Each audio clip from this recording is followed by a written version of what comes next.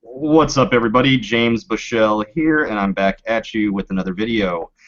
This is our live review for the Battle of the Bastards. I believe, for the most part, that we're all going to be in agreement on this episode of its greatness. So stick around and listen to what we have to say, and hopefully you'll be entertained. Yeah, me personally, I couldn't find too many faults in this episode. I have little things here and there, but I mean, all in all, it was a great episode. Not usually on how I do my reviews. I break it down by region. There's only 2 regions in this episode, so that should be nice and easy. But yeah, I will let my guests introduce themselves, and we'll start with Moji. What's up, guys? It's Moji, the King of the North, and I'm here with my main man, JB, James Bushell, and Kyle fucking Chickens. We're gonna try to review and break this down as much as possible. I'm not as hyped as I was last night, but I will do the job for you. And Kyle? Hey everyone, it's Kyle from channel KFC. What's going on? Super excited to talk about this hype episode. It was great. Let's get it. Yeah, it was definitely great. And like I said, we're going to start breaking it down region by region. And there was only 2 regions, and we'll start with Mereen. And yeah, what happened here in Mereen was that we first get a conversation between Tyrion and Dany. I almost seemed like to me for a second like Dany was upset with Tyrion. But they turned it around, that whole conversation. Due to what was happening with the Slavers Alliance fleet, they smashed open the windows, and then we go up top where Tyrion talks about maybe they need to have a discussion with the Masters, and we see Tyrion, Dany, Grey Worm, and Missandei outside talking with the 3 Masters that represent the Slavers Alliance. The one guy they had in the front, he's the one from Yunkai, who was in the previous season. He's talking about like you're gonna bend the knee essentially. You're gonna get the GTFO. You're gonna surrender your forces.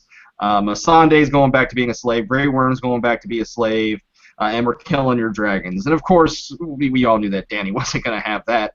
And we have this scene here where Dany gets on Drogon. They essentially smashed the Slavers Alliance fleet, which was kind of surprising to me, or that Drogon alone, or the 3 dragons pretty much just smashed the fleet. I thought that that Yara and Theon were going to come and help destroy the fleet, but hey, this was epic, so it is what it is. And then, of course, we see Daario and the Dothraki come in charge and slay the Sons of the Harpy.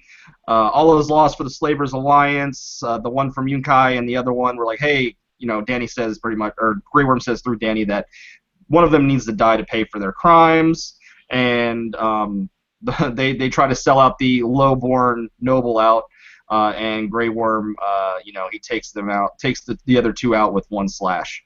So yeah, I've been really critical of Mereen. I'm not a huge Dany fan. I think that most of her scenes are kind of cheesy. I'm not a huge fan of kind of like the dragons is a little, to me they look a little, you can definitely tell they're CGI, but you know what, I couldn't complain too much about this section. I thought that it was pretty epic. Seeing Drogon and Viserion and Rhaegal just eviscerate the Slavers Alliance fleet was cool. My Daario the Harpy, I don't know, it kind of got squelched a little bit, and I'm starting to think that maybe no one is the Harpy. It is what it is. We take it at face value. It was just the Masters funding the Sons of the Harpy. It seems like that might be the route that they're going. But yeah, I will let my guests talk on this now. We'll start with KFC on everything that happened in Mereen. Yeah, we were talking before the show went on, and I'm like, this may have been my favorite scene of the season. And you guys know I'm a pretty positive guy when it comes to discussing the show, and I'm a book reader as well. But I mean, I haven't been very high on the Mereen stuff. I felt like it was more just filler for the season. But I was really happy with the dialogue in itself, and then obviously the epic scene with Drogon and the 2 dragons was just absolutely spectacular in my opinion. I really enjoyed the conversation between Tyrion and Daenerys, where they basically talked about how, or Tyrion was basically telling Daenerys about how she's acting a little bit like her father, and it's really good that Tyrion's there because Daenerys is a very emotional person, and sometimes she just acts on impulse. So it's nice to see Tyrion kind of giving her a bit of a lesson, like, hey, you want to burn all these cities to the ground, but really, honestly, like, you want to take a bit of restraint with that. And obviously, there's a bomb that goes off, and and then they meet with the Masters, but. Overall, I really enjoyed the stuff. I felt like this was the best we've ever seen Grey Worm too, where he takes out both the guys and they leave the one guy that's there. I mean, obviously they instilled the fear into the one master, killing the other two. And by the way, I believe that was the master that released Tyrion or bought his freedom. If you guys remember when him and Jorah are doing that, so that was really cool as well. I thought that was really awesome. But overall, like, I really enjoyed the North stuff, but I enjoyed the Marine stuff just as much. And I think you may be right about the whole Dario is the Harpy thing. I don't know if that's going to happen anymore. But I was really, really happy with how the Marine stuff went down. It was a pleasant surprise, and I'm hoping that we get a little bit more in episode 10 too. But I'll give it to Moji and let him expand on his thoughts. Go ahead, Mo. Yeah, the Marine stuff was just done really well. Basically, we now know what they were saving their money on. They were saving their money for the dragons, and Grey Worm, God bless his soul, gets no lines, but they made damn sure to let you know he's got to put respect on his name.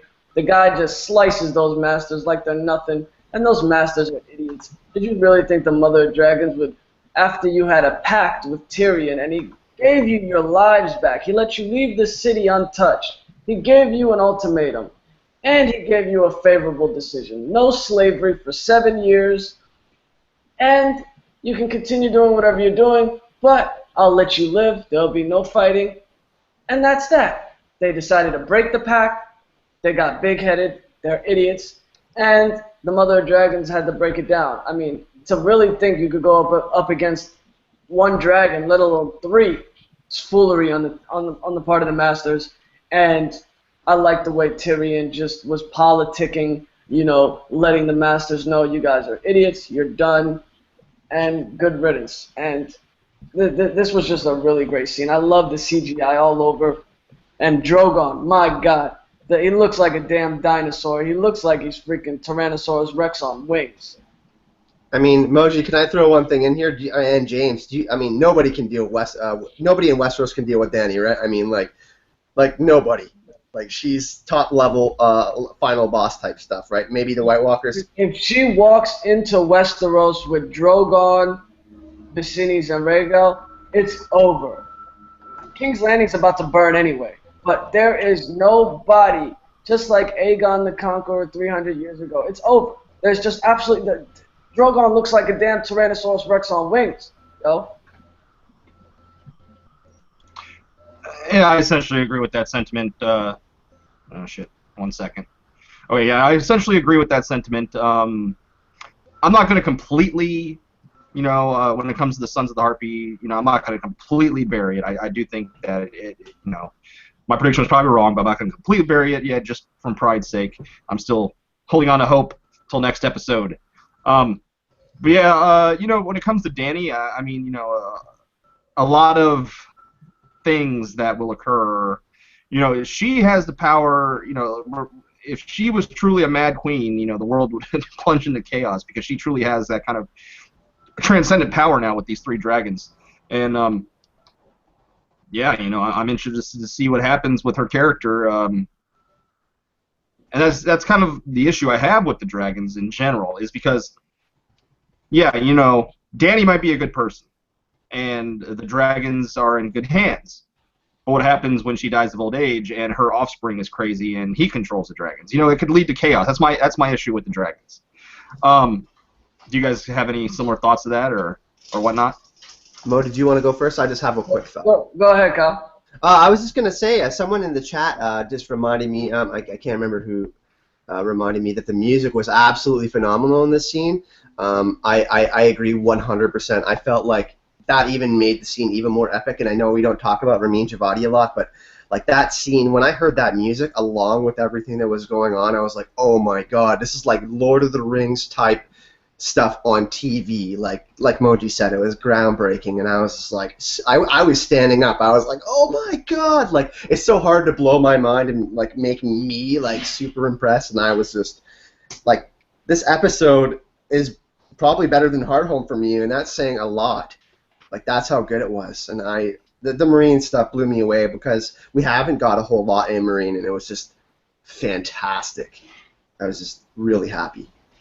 Yeah, basically everything they did in Mereen in the beginning of the season, this just. Are we also talking about like all that happened in Mereen, like when Asha and Theon got their tour, or is that later, James? Well, actually, yeah, I forgot to bring that up in my synopsis. Yeah, let me just quickly bring that up. We then get a scene of Theon and Yara in the main hall where Daenerys meets with people, and they essentially form a pact. Yara and Theon denounce their father, and they both claim, oh, we had shitty fathers, and Yara agrees to essentially stop the Ironborn way of raping and reaving and pillaging in order to stop Euron, and that they will essentially bend the knee to Daenerys once they get back to Westeros. So yeah, let's talk about this scene. What'd you think, Mo? I was really surprised at how much Yara and Dany have in common. It's just like they're both trying to be queens. They both had shitty fathers. And it's just like, damn, man, they have so much in common. If Dany and Yara tag team together, one with the ships and one with the dragons, man, they could conquer all. Like females, queens for sure, dude. And I just liked how Theon, basically, Tyrion was trying to undress him and play him from the smirking, cocky Theon that he saw back in season 1 to what he is now. And it's just like, man, Tyrion, you don't know shit, man. Theon's been through a lot. You know what I mean? Theon's a changed man, and that's what Tyrion doesn't realize. And he tried to play him, and Tyrion wasn't even having it. All his jibes meant nothing to him. And then they asked Theon, so you're trying to be the ruler of the Iron Islands? And he's like, no, my sister is, and I'm trying to help her do that. So Theon was a G in this scene, in my opinion, completely.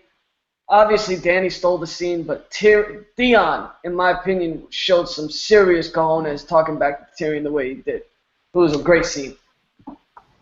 What was you think, Kyle? Yeah, man.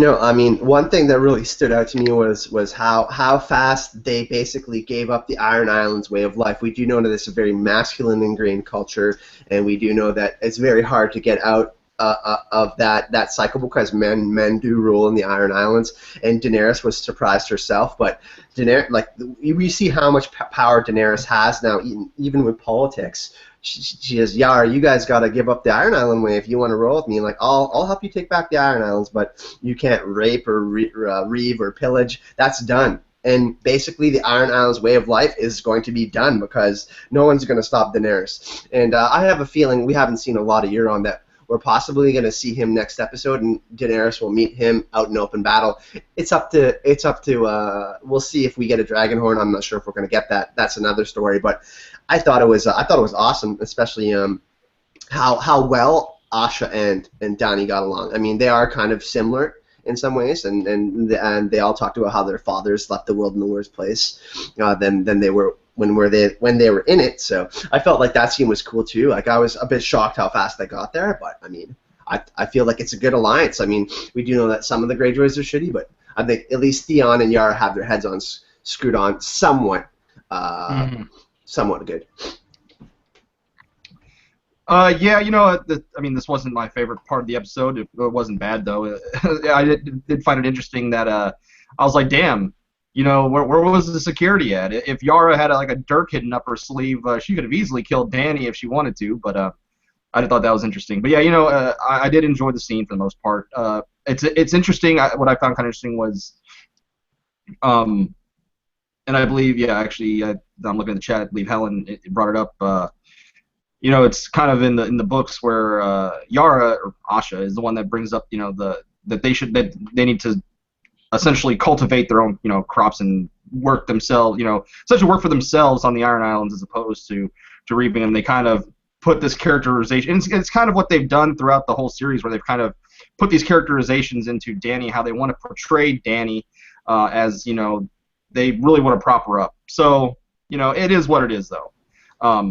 Like, to me, it doesn't surprise me, and I, you know, it's whatever. Like, I'm, you know, that's just a kind of a small nitpick. It's the rest of, I enjoyed for the most part everything that happened in Mereen, and especially in the North. Everything that happened in the North was fucking fantastic. So, yeah, anything more to add on this scene?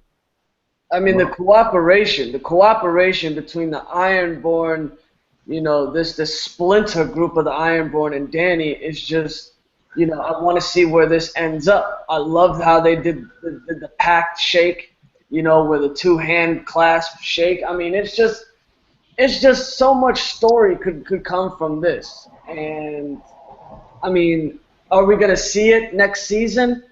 Who the hell knows? I mean, are Theon and I don't know if Euron's going to be showing up anytime in the next episode, but they have so much potential with this storyline of Yara, Theon, and Dany and what they do. She's just amassing an army at this point. She has the Dothraki, she has the ships, she has this splinter group of the Ironborn. She could dominate with just the dragons. So having this whole thing, I don't think anybody's stopping Dany at this point, dude. And you make a great point, Moji. I think the storylines are converging. We're at the third act of the story in A Song of Ice and Fire, Game of Thrones, so the TV show.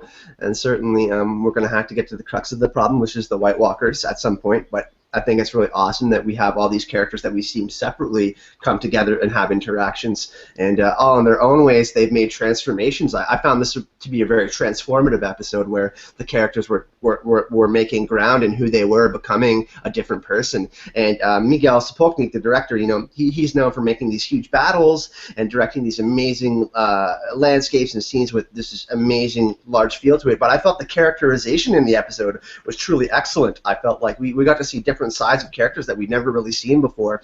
So I thought, you know, the Dany and Mereen stuff was excellent, and the fact that the Ironborn now have a pact with the Dragon Queen is the Kraken and the Dragon Queen. That's so cool. Like, I never thought that would happen, you know? Right, I mean, I think we all essentially predicted on the show that Yara and Theon would beat Euron to Dany, and they would form a pact against him. And I'm excited to see the partnership that will ensue. And I'm personally hoping for more character growth from Theon and see, you know, what happens with his character in the future for sure.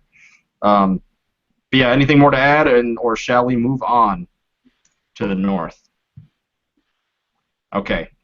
So, to synopsize what happened in the North, it starts off with a parlay between Jon's crew and Ramsay's crew.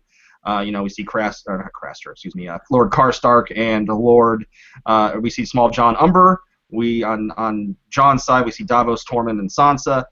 And we see Lyanna Mormont on her horse, giving Ramsay the stink eye. And we have this great conversation between the two.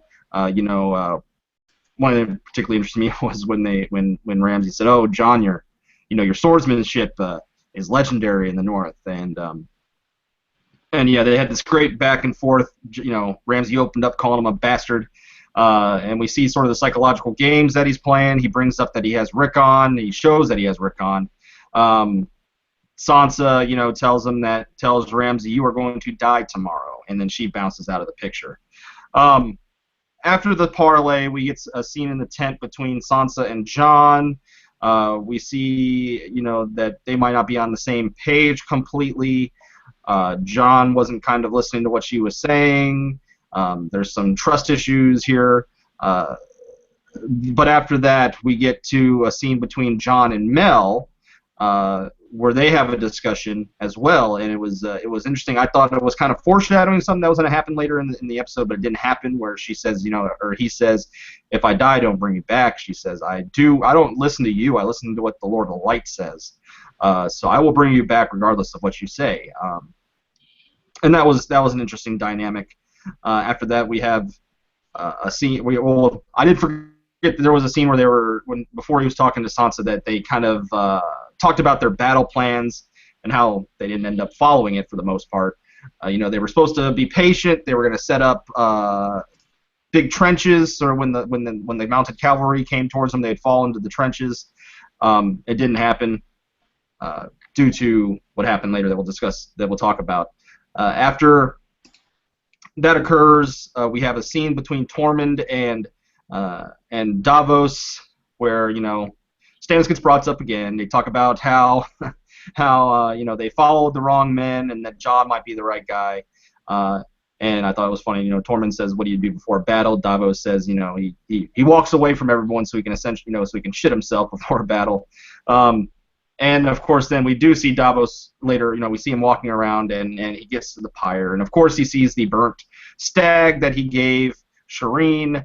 In his mind what's going on in his head, and he looks around. He looks back towards Mel's tent essentially, and and he's like, "Oh hell no!" Essentially, is what he's saying there. And then of course we actually get to the actual battle stuff.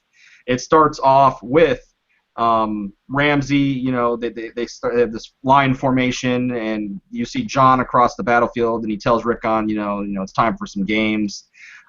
He essentially tells Rickon to run. Rickon runs, and he, after 3 missed shots that I think we all believe were on purpose, that he missed them. He's playing a psychological game with Jon here, and right when Jon's about to, as he's running, he's on his horse and he's galloping towards Rickon is shot through the heart. And then, of course, the epic battle ensues. It was a beautiful shot of the horses charging at Jon as he's lifting up his sword, ready to accept death, essentially. And then his men charge into battle. And then we get just great sweeping cinematography, great direction of action as we see the horses collide into each other. There's mass hysteria. Eventually, Ramsay sends in the cavalry along with the phalanx. They form a formation circling around the Bolton, or the Jon's men, the wildlings, and we have a great scene here dripping with tension. Of course, we all knew that Baelish was going to come into the picture. I think we all could predict that, but I thought it was executed great when we get the Knights of the Vale, and they essentially cut through the phalanx like a hot knife through butter. This is where the turn. Well, before that, Jon was getting trampled on by everyone that was trying to escape from the phalanx formation. But after this, the turn of the battle, just turns completely. Jon Snow's men just wreck shop. The small Jon is slain by Tormund Giantsbane in a very brutal fashion, where he rips his neck out and it looked like his weapon was like a bone, and he stabs him in the face like 5 times. So yeah, small Jon Umber wasn't turning people. He wasn't the one that was going to be betraying Ramsay, like I said, was going to be the case. I knew he wasn't going to turn on Ramsay just because he turned in Rickon. But yeah, after that we see Ramsay retreating back to Winterfell like a little bitch. He closes the doors behind him, and luckily, due to the MVP 1-1, he shaves a year essentially off of the siege by being able to just break down the door. Unfortunately, sacrificing his life in the same instance.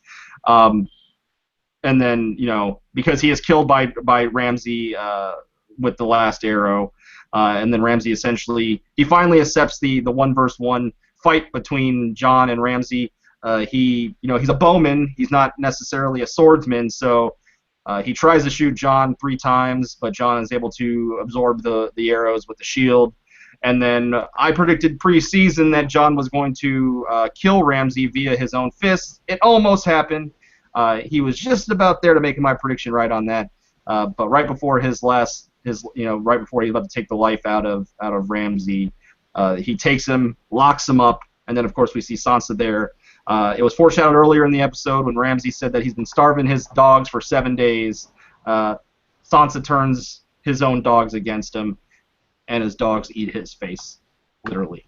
So, sorry that was long-winded, but that was everything that happened in the North. I will say it is not a coincidence to me. Obviously I've been I try to be as positive as possible, but these last couple episodes were definitely not as good to me, and I feel like it's not a coincidence for me personally, just because of how much I love the Northern storyline in the books and the show, that when more of the North is involved, the quality of the episode increases for me, and I just thought that this was just fantastic. So yeah, we'll start with Mo on this. What did you think of everything that occurred in the North? We might have to take interval breaks on this. You guys go back and forth with what we're all talking, because this is just long. Right. Let's okay. We'll talk about first. Just go back and forth on everything that occurred up until Baelish came. Okay. Yeah, that's great. First, with the meeting with the Ramsay side and Jon's side, this was great. It kind of reminds me of Stannis Baratheon when he was meeting up with Renly. Come the morning, Renly. Come the morning. That's exactly what that scene looked like. And I don't know if Melisandre was on Jon's left-hand side like she was on Stannis's, but this scene, you can see where the show writers got the inspiration for. I loved how Ramsay was trying to size up Jon. Jon basically telling him, let's end this here and now, me and you, one-on-one, mano-a-mano, and Ramsay bitched out like he's supposed to. That's the strategic, smart thing. It would have been dumb if the show writers would have allowed this to happen, because then you would have got no battle. So obviously, this was never going to happen between Jon and Ramsay fighting each other. But, it was good to see the dialogue even the same.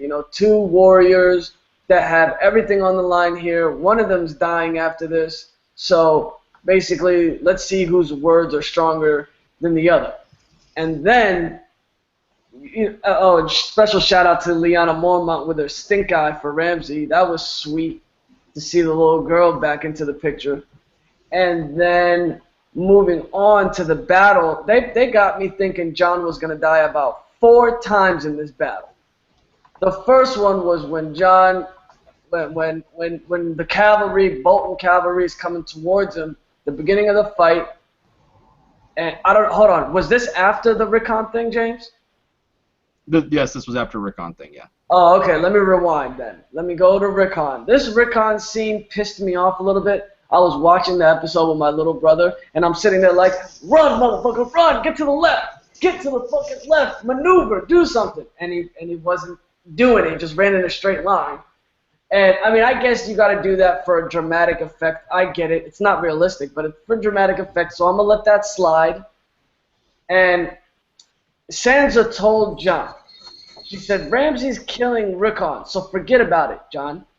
Don't put your eggs into this basket. If you can save Rickon and it's possible, go ahead. But she warned Jon, and I love how Sansa was a boss-ass bitch this episode. You would never think that she would be the one to say, yeah, he's dying, Jon. Rickon has no chance. This is what Ramsay does. He plays with his food, so forget about Rickon. So what does Jon do?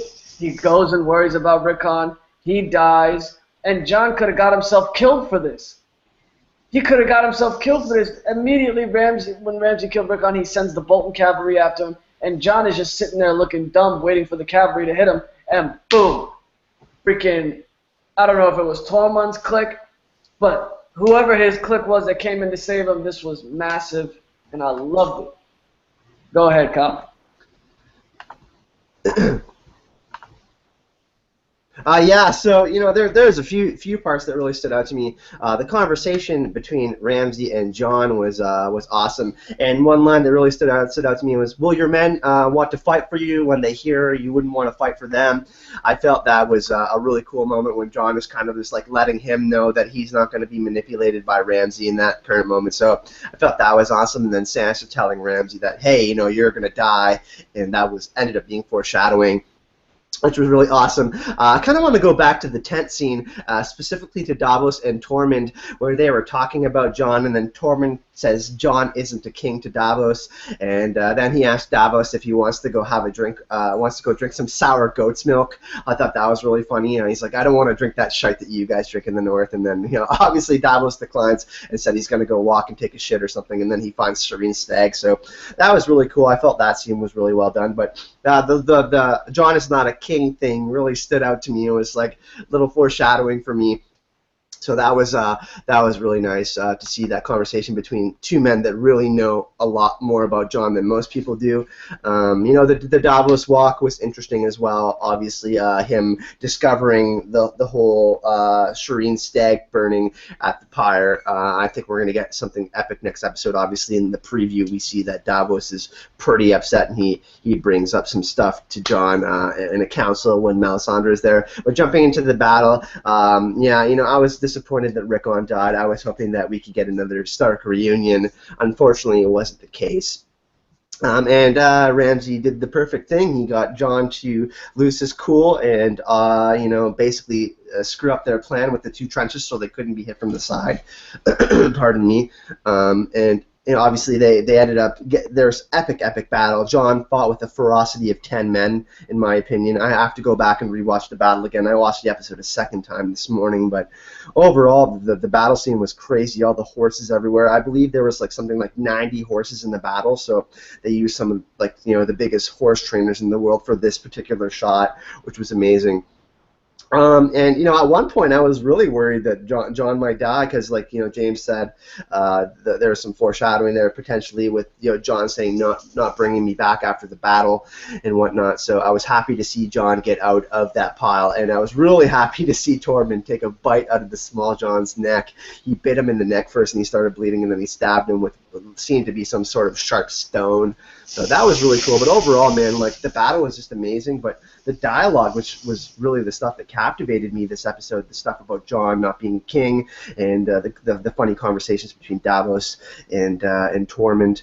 I guess this is the point where we kind of got cut off, right? James said we were going to discuss more up after the battle.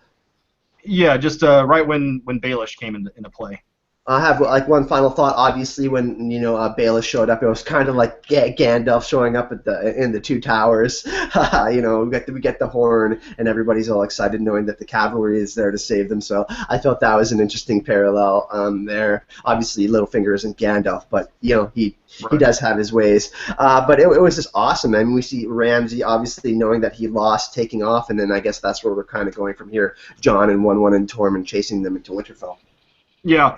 When it comes to, first of all, I thought one interesting use of imagery they used, and I saw a picture of it, was how similar when they panned up when Jon was gasping for air and he was jumping out of the pile of bodies. It was eerily similar to the scene, the Misa scene with Dany, when she is being raised up by the people all yelling Misa back in season 3. They were, no, I think we're getting okay. Yeah, it was eerily similar to that, just in a different way. Obviously, in a much more brutal way for Jon. And I just find that as an interesting parallel. And my favorite line here was when, of course, Davos being one of my favorite characters, when they're supposed to be waiting outside, knocking the arrow, shooting the arrows into the fray, and Davos, what are we, chicken shits? And they just they charge into the battle. I love that. Davos is my favorite character in the show, and Tormund is, in my probably top 4.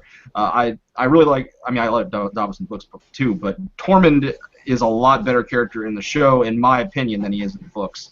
Now, one thing I have to say, I was a little. When it comes to the season as a whole, I think they maybe should have gave Rickon some screen time with Ramsay or something, just to have him talk, have some dialogue, show Ramsay being a dick to him or something. That way we felt a little bit more of emotional punch when Rickon died. He obviously I didn't want Rickon to die, but I didn't have that emotional gut punch when he died, because first off, when I saw him being given to Ramsay in the first place, I thought he was a goner to begin with. But yeah, I didn't personally have that emotional gut punch. I don't know about you guys. It just didn't hit me in the feels. I know Mo feels that way, right? Yeah, this Rickon setup could have been done so much better. They could have just spent 5 minutes in episode 7 or episode 8. When we were getting all that crap in episode 7 and 8 fillers, they could have just had some character building with Rickon down in the dungeon. They could have had Rickon have a couple lines with the dungeon keepers, with a Bolton man, or even with Ramsay. Just something like, yeah, you've been there with the Umbers for 2 years, and how does it feel being Ramsay's toy? He's going to flay you in the morning, Rickon. Did you know your brother's been the Lord Commander of the Night's Watch now? Anything, just anything to make us have some feels when Rickon died. I felt absolutely zero for when Rickon died. I mean, go ahead, James.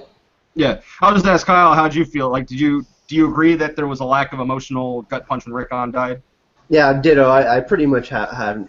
I mean, Moji said it best. I mean, I was still upset, obviously. Like, I mean, I was like, ugh, you know what I mean? Like, I mean, I would have liked Rickon to survive. And certainly we could have got a couple less Tyrion scenes, or a couple less King's Landing scenes, or something like that, and fit a little bit more of the North, as the North is pretty much the main storyline going forward. But yeah, I'm in agreement with that. And I just want to add two quick things. There was a bunch of different shots in the episode. There was a slow motion shot, and then I totally forgot to talk about 1-1 ripping that guy in half. It kind of reminded me of how he, Sir Patrick in the book, how he is doing that, dude. And then the one overhead shot of when all the shield men are encircling the wildlings. There were so many good different shots in this episode. I'm certain that it's going to win an Emmy, but I just like, visually, there were so many different shots, like the slow motion horse stuff, the 1-1 stuff. So I was really captivated visually by some of the shots that Miguel Sapochnik did this episode. Now, one thing, I mean, this is a little nitpicky, or extremely nitpicky. Now, you guys remember in Hard Home, right? When 1-1 like a boss had that big ass fucking tree and he's swinging it at the whites and he's taking them all out. Just imagine if he would have, went onto the battlefield, grabbed a freaking tree, and just freaking, he could have wiped out the whole phalanx formation by himself. But of course, that would have been too easy, so they couldn't write that in. Obviously, I understand that, but I just felt like, logically, that would have made sense for him to do. But yeah, we will. We found all that everything was phenomenal. The whole thing. Loved that section. So we of course see Baelish coming in, and Sansa has this look on her face like, I'm fucking you up, Ramsay. What you gonna do about it? These knights are here to fuck you up, and the Knights of the Vale, they're rested. They're rested. They haven't been fighting at all this whole time, and they just. I was been critical of Baelish Ex Machina the whole season. I was like, man, this is gonna be dumb. We see it coming a mile away, but when I saw it on screen, and it was like. It was amazing to me. Like, it just was like I said, a hot knife through butter. Like, they were nothing. The phalanx was just getting crushed by Baelish. And then of course we, the stuff with the Ramsay and running back and Jon Tormund and 1-1 chasing him.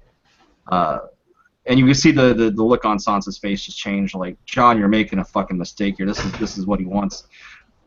But yeah, that's a tangent. I've already explained all this, I guess. So what do you guys think about the rest? Just talk about what you think of from this point of after the Baelish stuff into the Winterfell and the conclusion. Mo, or we'll go Mo. Okay. So basically the Baelish part, right? Well, yeah, Baelish part on. Okay. Yeah, the conclusion of this was just like you said, James, you knew it was coming, the Ex Machina was coming, but you didn't think it would be so dramatic.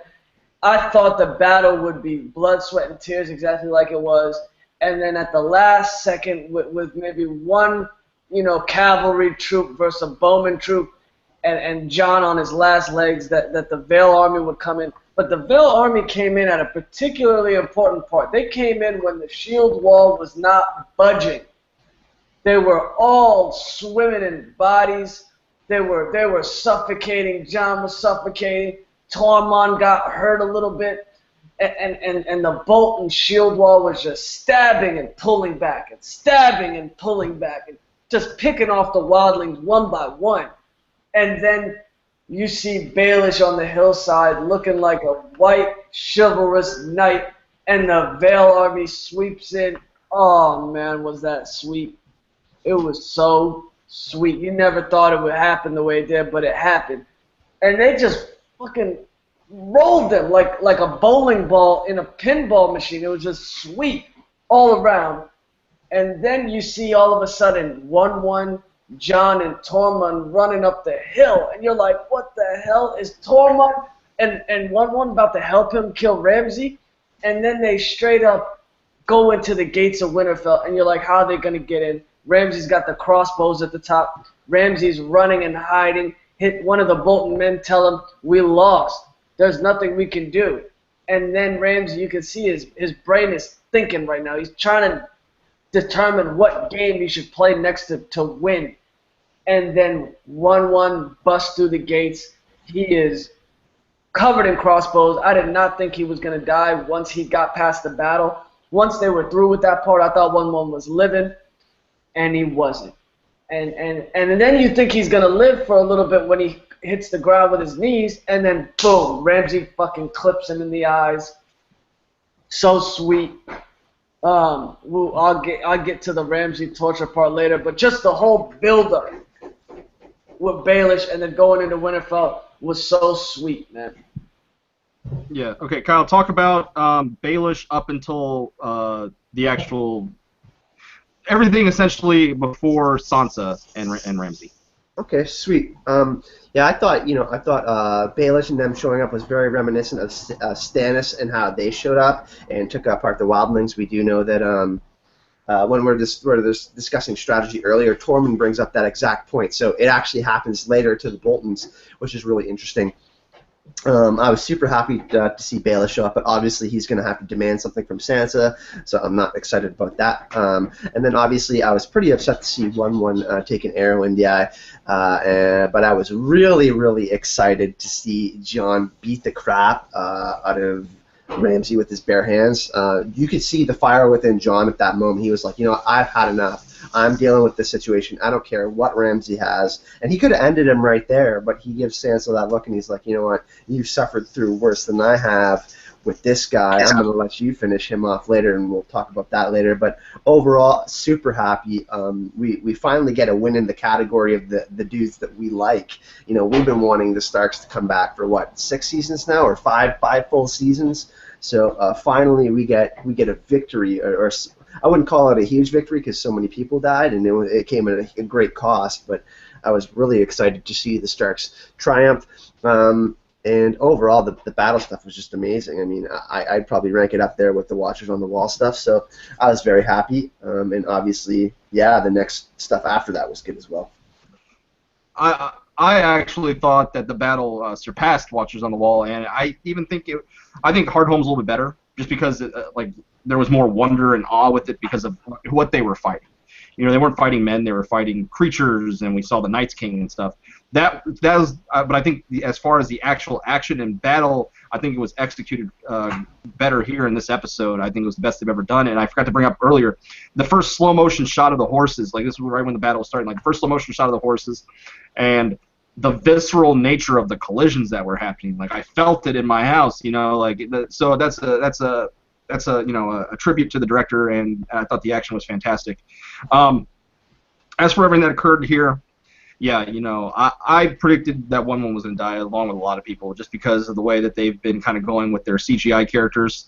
They've been killing off the dire wolves, and I just thought 1-1 was a goner, and unfortunately it happened. Like I said, he was MVP here because, along with Sansa, probably co-MVPs, because just think about if he didn't go there to sacrifice himself to bust down that gate, how long would this siege have lasted? Winterfell's a defensible fortress, but he himself took it upon himself to go and break that door down in epic fashion, getting arrows.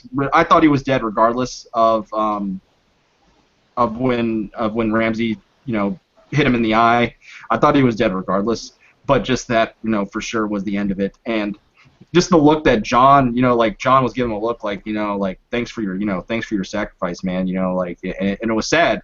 I definitely had more feels for 1-1 than I had for Rickon, which, like I said, I wish that wasn't the case, but I did. And the look that Tormund gives him too was Tormund coming in last second. He's really looking disheveled from everything that's happened in the battle, and he just looks at 1-1 like fuck, man, And I thought that was a great moment. And then of course, just Jon, I was like, Jon, just go a little bit further. Just kill him with your bare fists so my prediction can come true. But yeah, I am glad that he essentially saved him for Sansa. We will talk about this last scene. We'll start with Kyle. What did you think about this last scene between Sansa and Ramsay? I just wanted to add one more quick thing about the last scene I forgot was actually as soon as Jon defeated Ramsay, they started taking down the Dreadfort or the Dreadfort sigil, or sorry, House Bolton sigil, and they started putting up the Stark sigil. I was super hyped when that happened. I don't know about anybody in the chat, but as soon as they started putting up the Stark sigil, I was like, oh my god! Yeah, one thing I wish they would have burned the Bolton sigils, just because Mel said that they were going to be walking out Winterfell with the That's supposed to be next episode, in my opinion. I think next episode they're going to show them cleaning up Winterfell, destroying everything Bolton related, and burning the bodies. They have to burn the bodies before the Night's King comes. They're going to burn one's body. They're going to burn Ramsay's body. They're going to burn everything there, and that's when the prophecy of Bolton banners burning will happen, James. Yeah. And all right, go ahead, Kyle. Yeah, I don't have too many thoughts on the final scene other than that I was really happy to see Ramsay bite the dust. Like I said, I felt like even though Miguel Sapochnik, he does like these big battle episodes, his characterization was absolutely phenomenal in this episode. We saw a transformation through Sansa. She finally gets to feel some joy from her situation that she endured, so that was extremely rewarding. Obviously, as soon as Ramsay was tied up, I'm like, yep, they mentioned the hounds earlier. I had a feeling that it was going to happen and that Ramsay was going to get eaten by the hounds, so that was extremely satisfying as Ramsay has taken out Osha, Rickon. He's done quite a bit of stuff to make him hateful, or to make us hate him. So I was just really happy to see the Stark banners back in Winterfell and Ramsay bite the dust. So yeah, Kyle, go ahead on. Did you want to expound more on the actual stuff with Sansa and Jon? Do you have more to add there? Yeah, you know what? It was interesting because we see them have these kind of trial and error discussions, and they're both still very young. Obviously, they don't have the experience that Ned and Catelyn had throughout life, and Ned had experienced some of these things in his own life with the Tower of Joy and Robert's Rebellion. And I thought that it was like, they're just a tag team now, man. Sansa and Jon, like they're not a power couple, but like we can see them as this like dynamic group. And when Daenerys gets to Westeros, I have a feeling she's going to be creating some problems, and she's going to want people to bend the knee. But I don't think Sansa and Jon are going to bend the knee, man. Like they're going to be a pretty hard duo to beat. And I think by the time Daenerys gets there, that the North will have quite a few more allies, but I felt like Jon's characterization, he truly transformed killing the boy this episode, and I felt like Sansa finally got to let go of all these things, all this anger and all these emotions that she had within her in killing Ramsay. So it was really nice to see both of their characters transform in the same episode. Moji, what did you think? The Sansa scene? Yeah, Sansa scene. This was so sweet, and the internet is bubbling, ladies and gentlemen. Reddit's bubbling, the internet's bubbling. Is Sansa pregnant? Ramsay said to her, "You're gonna have the mark of me in you now." He said something weird to her. He basically reiterated what Littlefinger and Sansa had that talk in Molestown when Sansa said, "You don't know what he left inside of me," or whatever. This is some speculation. Is she pregnant? It's been a couple months since he left Winterfell. She's not showing anything, but the internet is ablaze with the rumors. I don't think she's pregnant. That would be sick if she is. To have that devil child inside of her, she'd probably do a nasty-ass Tansy team maneuver. But this was so sweet. This was so sweet. I mean, for Ramsay to underestimate his own dogs, he's born and bred them to eat meat. And to think, oh, they're my puppies, they're not going to do anything to me. And Sansa just hits him with the 1-2 punch. Yeah, but you didn't feed them, Ramsay, for 7 days, remember? Everything he said, she just threw it right back in his face. It was so sweet. And I didn't think they were going to show him getting eaten. I thought they were going to do some dumb off-screen death shit to ruin it. But no, they showed us the death bite, and they even showed us Ramsay screaming a little bit. So this scene here was done perfectly. James? Yeah, when it comes to the whole is Sansa pregnant, I believe the actual line was "I'm a part of you now" or something along those lines. I hit you on Facebook about it. My analysis of that whole situation, him saying that, was that like, I'm in your head now forever. I'm gonna affect your decisions you make because how I messed up your life. That's kind of how I interpreted what he was saying. I don't think she's pregnant just because that.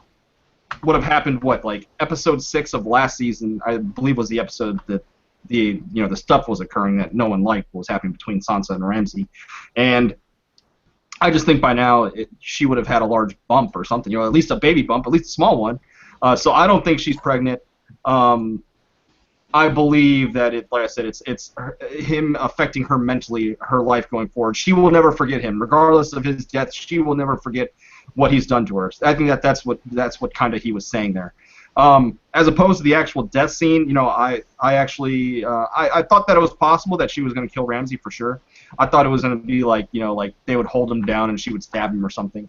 But yeah, this was interesting. I was actually foreshadowed earlier in the episode when he said that he hadn't fed his dogs in 7 days, and that they're essentially he was saying that his dogs were going to eat John, but of course in the end it was the other way around.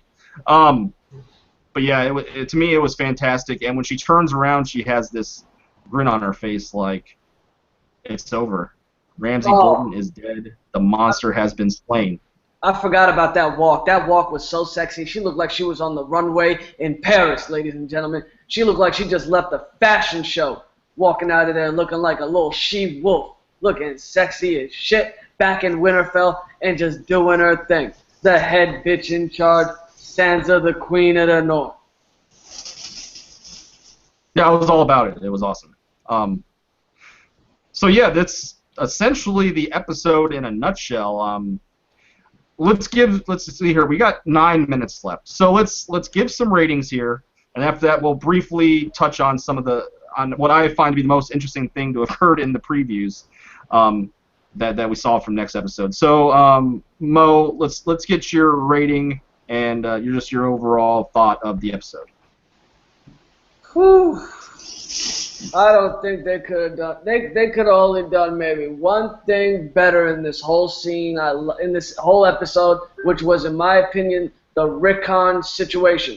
I already said all they had to do was back in episode 6 or 7 in those boring-ass filler episodes. If they would have just gave us 5 minutes of Rickon in the dungeons for character building, we would have had a bit more feels for Rickon to last night. They didn't do that, so that's the only gripe I have with the episode. Other than that, last night on Don Willie's show, I gave the episode an 11, ladies and gentlemen, an 11 out of 10, and I'm sticking to my guns. This episode gets an 11 out of 10 with only one gripe from Mo G. Kyle. Yeah, this gets a perfect rating for me. It gets a 10 out of 10. I think this is probably I'm going to have to go back and watch it a couple more times, but it has my favorite scene in the series with, two of them. Well, John's beating the shit out of Ramsay, and then we have Daenerys riding Drogon and 3 dragons taking down that fleet. So I felt like if this is the kind of stuff we're going to get in Season 7 and Season 8, I'm excited. I'm super excited to get some White Walker dragon battles. If they can translate that to TV, man, like, I am so hyped. And Episode 10 is going to be crazy. I think we're going to get I don't know if it'll be bigger than this episode, but it's going to be damn close. It's going to be damn good. Yeah, like I said earlier, there was a lull here after Hold the Door, and I believe it's quite apparent for me personally when they have large storyline dedicated to the North that the episode is a lot better in my opinion.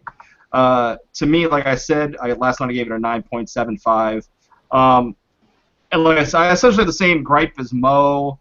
I thought that they could have spent better time earlier this season to build up Rickon, to give him some dialogue. He literally didn't say anything the whole season, I don't believe.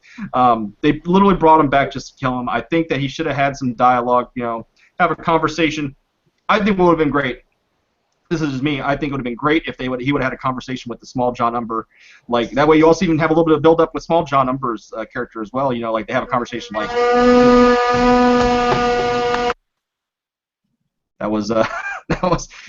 That'll wake you up. But yeah, I think that they could have had a conversation with Small John. What was that, a Mack truck? But yeah, I think you could have had a conversation with Small John Umber and Rickon at the same time, building them both up. Small John could have been like, "I'm sorry, Rickon. Like, I'm sorry this had to happen, but it had to happen." And they had this conversation that would have been poignant, and I think it would have been built up better for Rickon's death. But that being said, I only have 3 episodes that I rate higher than this episode, and that is Hard Home and Blackwater, which I both give 10s, and a 9.75 for The Doors. So I give this episode a 9.7499999999, repeating to infinity. It's almost just right there with The Door for me, just a little bit less. But that being said, it's still fantastic, and I'm glad that we got a great episode. So we got 5 minutes left here, people. And we're going to briefly discuss the preview for next episode, so if you haven't seen it, I'm just letting you know now. And I just want to talk about one specific scene I saw in the preview for next episode, and that is Jamie is at Walder Frey's wedding. Do you guys have any implications of what this means? Mo? Something slimy looks to be on the scorecard. I don't know if the Lannister army was indicted simply because they're allies with the crown. I don't see Jaime just going to hang out with Freys. He's more honorable than that. He looks. Who doesn't look down at the Freys? They're just bottom told. You know, they're bottom feeders. They're an up jumped family. You know, they're nobody. So why would Jaime Lannister be doing in the twins is a shock to me. Is there some double crossing on the cards? I hope so. Is Arya gonna go and do my prediction on my theory that she's gonna go wear the Frey's wife's face and go do some damage? I hope so. But there seems to be something slimy, James and Kyle. What do you think, Kyle? Well, I certainly think that something's going to go down there. I got an interesting theory for everyone. Roose got killed by his son. Tywin got killed by his son, and Walder Frey will get killed by his son, except Arya will be wearing his face. How about that? Shit's going to be going down. Whoa. That's do you sense any danger for Jaime, though? Yeah, big time. I do. Jamie's a G. He's got Braun with him. Who's gonna touch Jaime when he's got Braun with him? But this is the thing too is that the Brotherhood Without Banners are close, and I can't get a line on where this story is going. Everybody knows that I've been championing Lady Stoneheart, but I think some Freys are biting the dust, and like I said, I think Arya is going to be wearing Black Walder's face and is going to cut his throat. Via Arya. That's my prediction. Well, yeah. When it comes, what would have made more sense if Jaime was at Walder's Frey wedding, and that, who would be destroying, or, who would be coming and intruding on Walder Frey's wedding and destroying everybody? Brotherhood Without Banners, led by Lady Stoneheart. I don't understand why they just didn't go that route. You could have done it. You should have done it, in my opinion. I think it would make more sense for the Brotherhood Without Banner, led by Lady Stoneheart, to come and raid. Just because they have that emotional, she has that emotional connection with Freys. That's just my opinion. I think they should have Lady Stoneheart. I am absolutely done with Lady Stoneheart. I don't want to get hyped up anymore and then have my heart broken like they did episode 8. It's just, it seems perfect. It seems logical, James. This would be the perfect moment. But at least give me something, D&D. Well, give me something. Give me Arya being the new Lady Stoneheart. Just give me anything. The perfect moment would have been in last episode, instead of showing Beric there with Thoros, if they just would have showed Lady Stoneheart there with Thoros. That would have been the perfect moment to bring her in. To me, it's sailed and done. But I'm just saying that it would make sense for Brotherhood Without Banners to raid the Frey wedding if it was led by Lady Stoneheart. Mm-hmm. I'm in agreement. Give us something. I think it's gonna be an epic episode, though. I think the wall's gonna fall, and we're gonna get R plus L equals J. I think they might even top this episode, man. If we get the Mad Queen Cersei, if we get all the things we're thinking we're gonna get, it's gonna be crazy. What does the episode title mean to you guys? Winds of Winter. This is the closing out. To me, it means the wall's coming down. That's what it means to me. To me, it means the Night's King has set his sights, and that's exactly what it means. It means it's time for the rest of the realm to realize what the danger really is. The ravens need to be sent out, folks. The realm needs to know. Well, there is that one white raven that seems to be flying the Winterfell, correct? If I'm not mistaken, in the preview. There was a white raven? I didn't see that. Mm-hmm. Okay. Aren't the white ravens from the Citadel? Who knows, man? I have no idea. I just thought it was interesting that there was a white raven. James, Yeah, what did you say? Say that again, Mo? I was going to say that we're at that time where we need to close out. And I'm going to let you guys do your sign-offs here, unless you had anything else to add that you wanted to add. But yeah, go ahead and do your sign-offs, and then add anything if you wanted to add anything. So we'll start with Kyle. Hey everyone, yeah, I'm Kyle from Kyle's Fucking Chickens. I do Game of Thrones breakdowns. Me and Christina, the Sphinx, have a show on Tuesdays, and I have another show on Saturday. I'm going to try to get as much Game of Thrones content out, because we only have one episode left, and then I'm going to be doing some book stuff. But thank you for having me on, James. Really, my final thoughts is that I love this episode, and I'm really, really excited for the finale. We're going to get about 67 minutes minus 3 minutes from the preview. It's supposed to be 70 minutes, but I'm thinking we're going to get an amazing episode. So I'm thinking that we're going to get a couple of bombshells dropped this episode. And my prediction: we're still getting Lady Stoneheart. I'm gonna go down with the ship, man. I still think we're getting her. Moji. Yes, folks, yes, it's Moji, the King of the North. You could be anywhere in the world, but you're here with us. I love being on the panel tonight with James and Kyle. We love what we do. Before I finish off, I'm going to say I think that Littlefinger has got some tomfoolery set up with Sweet Robin. I think Sansa is going to be required to marry Sweet Robin, and we are going to get another wedding in the works. The wall's going to come down, but Littlefinger is going to get his reward, ladies and gentlemen. Yeah, and in conclusion for me, you know what? It couldn't have been a disappointment because Davos lived. People were telling me Davos was going to die, and he didn't. So for me, that's all I cared about. Davos living. And Tormund living was a giant bonus for me. I thought Tormund was going to die. He was my prediction to die. He lived. Two of my favorite characters still go on forward and repping Jon and holding it down. So yeah, guys, if you like this video, hit the like button, share it on social media, and subscribe to not only my channel, if you're not, but subscribe to my guest channels. Please, they're good guys. So until then, we will see you next time. Adios.